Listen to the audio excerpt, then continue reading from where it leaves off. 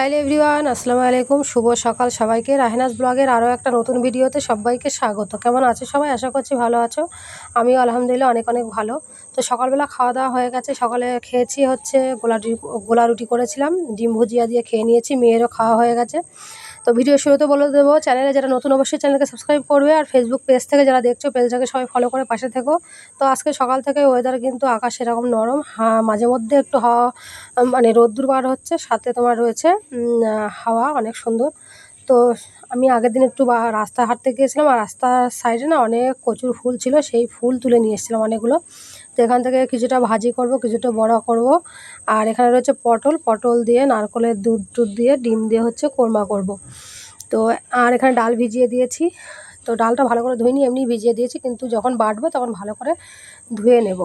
তো চলো রান্নাবান্না শুরু করে দিই। এদিকে হচ্ছে জামাকাপড়ও কাচতে যাব, আর এদিকে তার আগে আমার নারকোলটা কুড়ে নেব, এই নারকোলটা ছাড়িয়ে নেব, কারণ নারকোল কুড়ে টুড়ে এই নারকোল ছাড়িয়ে নিয়ে তারপরে নারকোল কুটতে হবে। নারকোল ছাড়ানো নেই।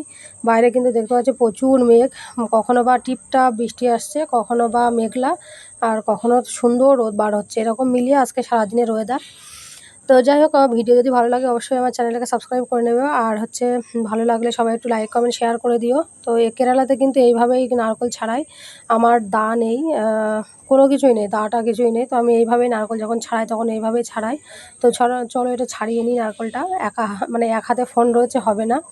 তো এটা দিয়ে এদের হচ্ছে এখানকার মানুষ কিন্তু এইভাবেই নারকেল ছাড়ায়। আর আমি হচ্ছে নারকেলের কুন্নি বটি চেয়ে নিয়েছি, নারকেল কুড়ে নেব। আমাদের ঘর মালিকের বউর কাছ থেকে নারকেল কুন্নিটা চেয়ে নিয়েছি, নারকেল কোড়ার কুন্নি। আর যখন মানে কুন্নি হচ্ছে দরকার পড়ে তখনই আমি চেয়ে নিই ওনার কাছ থেকে। নিয়ে সবসময় তো করি না নারকেলের কোনো রান্নাবান্না, যখন করি তখন চেয়ে নিই, নিয়ে আবার হচ্ছে তো কাজ মিটে গেলে আবার দিয়ে দিই। তো এই যে নারকেলের ছোবড়াগুলো দিয়ে দিলাম ওদের রান্নাঘরে।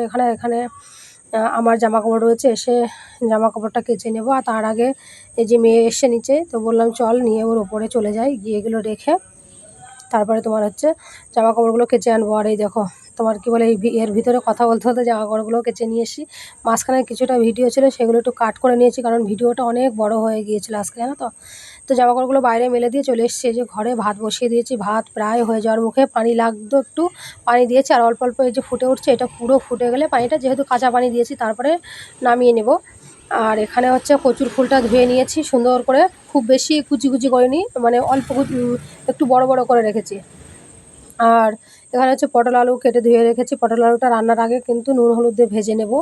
আর পটলের কুরমা কারা কারা পছন্দ করো, আমি অনেক দিন পরে আবার পটলের কুরমা আজকে রান্না করছি। এর আগের দিন নিয়ে এসেছিলাম পটল বাজার থেকে, তো সেখানে হচ্ছে এই নারকেল ছাড়ানো ছিল না বলে রান্না করা হয়নি। আর এখানে ডিমটা একটু পেঁয়াজ আর ঝাল দিয়ে আমি গুলিয়ে রেখেছি, কারণ ডিম ভেজে তোমার হচ্ছে তরকারিতে দেবো এই কারণে। আর নারকেলটা ফাটাতে গিয়ে তেড়া বেড়া হয়ে গেছে।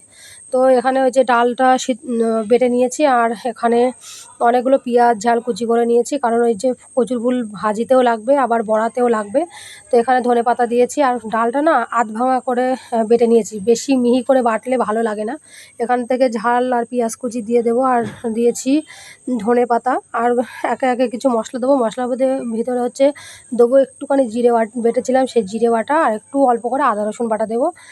আর ওইদিকে আমি নুন দিয়ে না এটা সিদ্ধ করে রেখেছিলাম, তোমার কি বলে, কচুর ফুলটা সিদ্ধ করে রেখেছিলাম অল্প করে একটু নুন দিয়ে, শুধু নুন দিয়ে। আর এখানে ওই যে আলুটাও ভেজে আর পটলটা ভেজে নেব। আর এখানে দিয়েছি কি বলো তো, একটু হলুদ, নুন, ঝালের গুঁড়ো একটু বেশি করে, ঝাল হওয়ার জন্য। ঝাল বেটে তো দিয়েছি, আর তাছাড়া ঝাল হওয়ার জন্য একটু গুঁড়ো ঝালও দিয়েছি। আর এখান থেকে অল্প একটু দিয়েছি তোমার জিরে বাটা। আর দিয়েছিলাম আমার একটু ভাজা মশলা ছিল, সেটা যাতে আরও খেতে একটু টেস্ট হয় এই কারণে। তো চলো সুন্দর করে মেখে রেখে দেবো। আর এইদিকে হচ্ছে আলুটা একে একে ভেজে নিচ্ছি। আর আলুটা এবার নিয়ে এসছে এত সুন্দর, কি তাড়াতাড়ি যে গলে যায় কি বলবো। এটা ভালো করে মেখে রেখে দেবো। আর কচুর ফুলের বড়া কারা কারা পছন্দ করো জানাবে, আমার কাছে ভালো লাগে। আর আমার মেয়ের জন্য অ্যাকচুয়ালি করছি কচুর ফুলের বড়াটা, কারণ আমার মেয়ে বলছে ভাজা খাবে না বলে, তাই ওর জন্য অল্প করে পকোড়া করতে গিয়ে একটু বেশি হয়ে গেছে। মানে বড়া করতে গিয়ে ও বলছিল পকোড়া করো, তাই বললাম পকোড়া। আলুটা ভাজার পরে এখন পটলটাও ভেজে নিচ্ছি। আর এখানে দেখো সুন্দর করে মাখিয়ে রেখে দিয়েছি। এখন তার আগে আমি ওই করে নেব, কচুর ফুলটা একটু ওই তেলে পটল আর আলু ভেজেছিলাম ওই তেলেই কিন্তু কালো জিরে ফোড়ন দিয়ে এখন ভেজে নেব। এটা দিয়েছি একটু পেঁয়াজ কুচি, ঝাল কুচি, আগেই দেখলে পেঁয়াজ আর ঝাল কুচি করে রেখেছিলাম। অল্প একটু ভেজে আসলে তারপরে হচ্ছে ওই যে সিদ্ধ করে রাখা ফুলটা দিয়ে দেবো। আর এখানে দেবো কী বলো তো, অল্প করে একটু তোমার হচ্ছে হলুদ আর নুন, যেহেতু নুন দিয়ে সিদ্ধ করা রয়েছে অল্প করে বুঝেই নুন দিতে হবে। আর হচ্ছে কালো জিরে দিয়ে কেউ চাইলে পাঁচফোড়ন দিয়েও ভাজতে পারো, যে যার ইচ্ছা।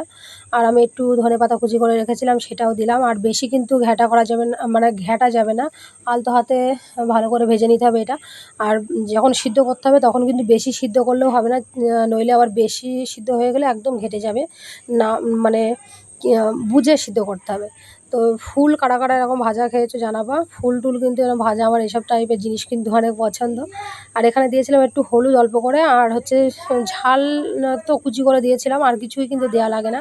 হয়ে গেছে, নামিয়ে নিয়েছি। আর এখানে ডিমটাও ভেজে নিচ্ছি এখন। ডিমটা ভেজে তুলে নিয়ে তারপরে হচ্ছে তরকারি বসাবো।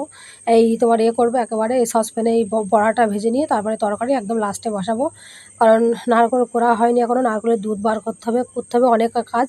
তো ভাবছি যেগুলো রেডি রয়েছে সেগুলো আগে আগে করে নিই, নইলে এইসব কাজ বন্ধ করে ওই কাজ করতে গেলে রান্না দেরি হয়ে যাবে।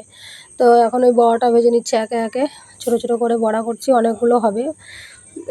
ছোটো ছোটো বলতে বেশ দু খোলা হয়েছিল, অনেকগুলোই হয়েছিল, দুপুরে আর রাতে হয়ে গিয়েছিল।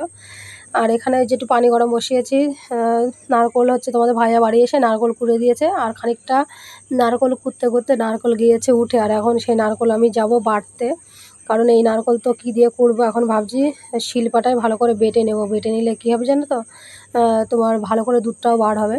তো এখন এই যে শিলপাটায় নিয়ে নিয়েছি নারকোল, নিয়ে এখন এটা ভালো করে থেতলে একটু ছোটো ছোটো করে নেব, নিয়ে তারপরে বেটে নেব, নিয়ে তারপরে গরম পানি দিয়ে ভালো করে দুধ বার করে নেব, যাতে তোমার হচ্ছে ভালো করে দুধটা বার হবে। আর এখানে আমি আবার একটা গুঁড়ো দুধও ব্যবহার করেছিলাম, কারণ খুব একটা বেশি দুধ হয়নি জানো তো, ছোটো নারকোল।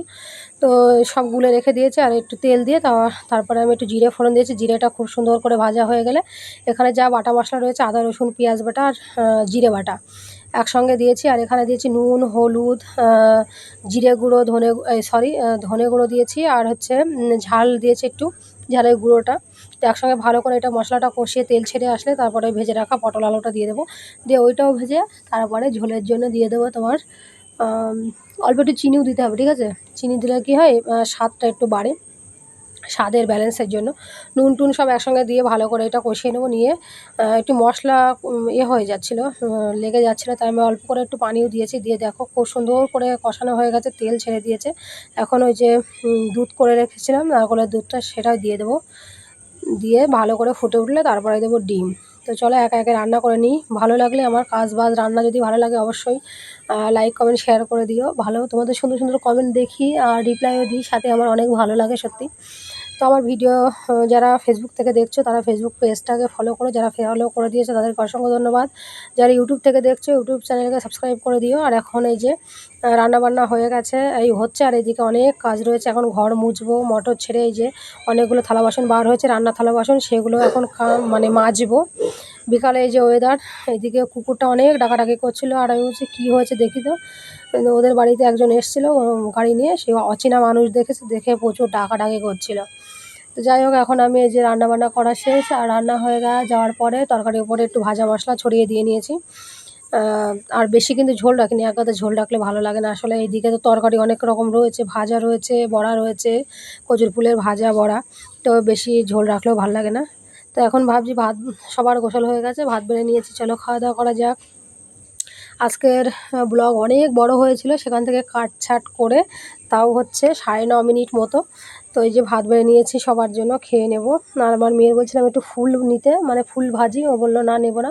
ফুল ভাজিটা না গাল ধরছিল হালকা, গাল ধরার কে পাত্তা দেয় বলো তো, কারণ যে জিনিসটা পছন্দের জিনিস সেটা গাল ধরুক আর যাই হোক। গরম গরম ভাতে খেয়েছি তো হালকা হালকা গাল ধরছিল।